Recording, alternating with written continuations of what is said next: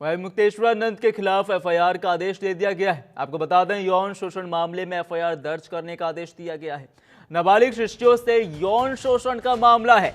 ऐसे में यूपी के प्रयागराज पॉक्सो कोर्ट का आदेश है और झूंसी थाने में एफआईआर भी दर्ज की जाएगी।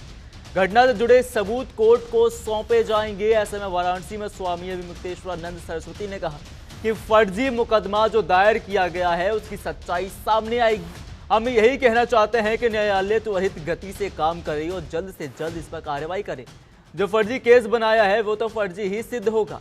सनातन के ऊपर आरोप लगा कौन रहा है? जिस व्यक्ति ने आरोप लगाया है वह खुद हिस्ट्री शीटर है। पता नहीं कितने लोगों पर फर्जी मुकदमे लगाकर उगाही करना ही उसका काम है और फिर वह रामभद्राचार्य का शिष्य बन जाता है और फिर हम पर भी आरोप लगाता है। आप देखिए ये आरोप कहां से आ रहे हैं। रामभद्राचार्य से उनका बल कहां है वह भी सबको पता है। गौ माता की जो हम आवाज उठा रहे हैं उसे बंद करने के लिए सारे प्रयत्न हो रहे हैं, उसी में ये भी प्रयत्न है।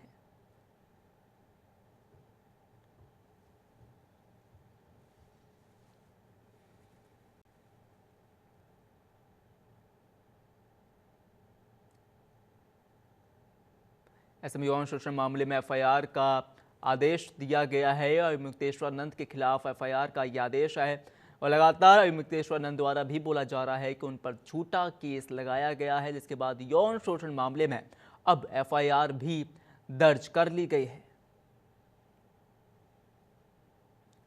ऐसे में मुक्तेश्वरानंद के साथ बीजेपी का या कह सकते हैं सेंट्रल गवर्नमेंट का विवाद लगातार बढ़ता हुआ नजर आता है, जिसके बाद अब शंकराचार्य मुक्तेश्वरानंद भी लगातार बीजेपी पर सवाल उठाते हुए नजर आ रहे हैं। उनके द्वारा बोला जा रहा है कि उनको फर्जी केस में फंसाया जा रहा है और उनके द्वारा ये भी बोला गया कि कोर्ट भी त्वरित या फिर जल्द से जल्द कार्रवाई करे और इसका फैसला सुनाए, क्योंकि वो पूर्ण रूप से कह रहे हैं कि उनके ऊपर झूठा और फर्जी आरोप लगाया गया है।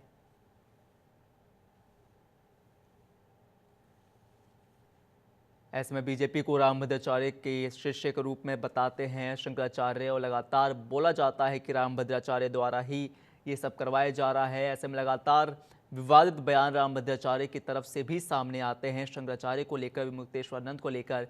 पर अब ये फर्जी वाड़े का आरोप लगातार मुक्तेश्वरानंद सरकार के खिलाफ लगा रहे हैं और यही बता रहे हैं कि उनके खिलाफ फर्जी वाड़ा केस लगाया गया है और वो लगातार कोर्ट से भी न्यायालय से भी त्वरित कार्रवाई की मांग करते हुए नजर आते हैं।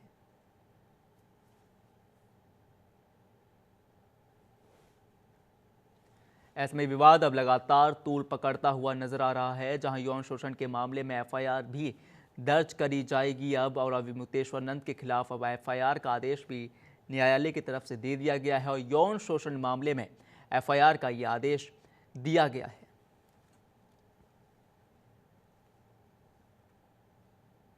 तभी तो उसमें आगे की जो प्रक्रिया है जांच की, गवाही की, वो सब पूरी हो सकेगी। तभी तो जो फर्जी मुकदमा बना करके हमारे ऊपर दायर किया गया है उसकी सच्चाई सबके सामने आएगी।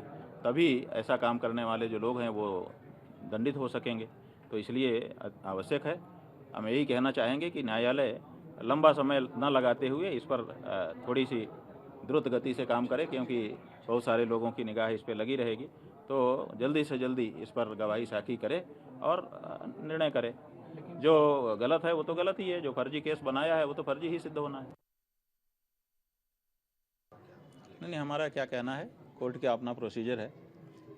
कोर्ट के प्रोसीजर के अनुसार जो शिकायत आई है उसका निस्तारण करने के लिए उसको दर्ज कर लिया होगा। दर्ज करने के बाद क्या करेंगे? जांच करेंगे, गवाही साखी लेंगे, यही न्यायालय की प्रक्रिया होती है।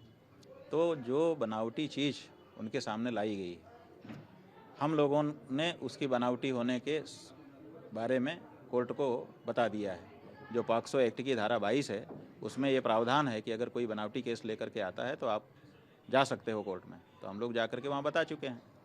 अब जब उसको दर्ज करेंगे तभी तो जांच होगी, तभी तो गवाही साखी होगी। बिना दर्ज किए तो ये सब हो नहीं सकता है। तो उन्होंने दर्ज कर लिया है, जो प्रोसीजर है उसको पूरा करेंगे।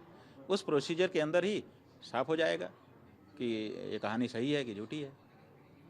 ऐसा है कि जो आशुतोष नाम के व्यक्ति हैं उनका हिस्ट्री शीटर के रूप में नाम शामली ज़िले के कांधला थाना, उत्तर प्रदेश का शामली ज़िला है, उसका कांधला थाना है, उसमें दर्ज है।